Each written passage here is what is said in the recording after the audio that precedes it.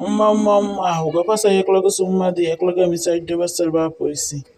যাও তোমরা ওদিকে যেয়ে খেলা করো।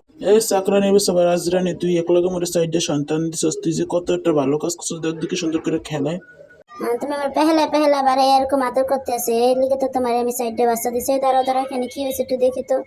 এটা এত দাফাদাফি তো ওইগুলো করে না, এটা এত দাফাদাফি করে। এক্সকিউজ মা, আপনি কে ভাই? আপনি কোন গ্রহ থেকে এসেছেন? আহারে আমার দিল লাত্তি দিয়ে হালাই দিল। ওই দেখ দেখ কেমনে করে রাইটটা দেখ, এইদিকে কি তোর বাচ্চা নাকি? তুই বেরো সত্যি করে বল। আমি এখানে ল্যান্ড করছি মা, দেখো দিয়ে আমার কি সুন্দর হাত পা, দেখেছো? এই তুই পরকীয়ায় জড়াইছস? বল এই বাচ্চা কার? আমি কেমনে জানবো? আমি জানি না। কি করে বল, তুই শামিমের কাছে গেছস নাকি?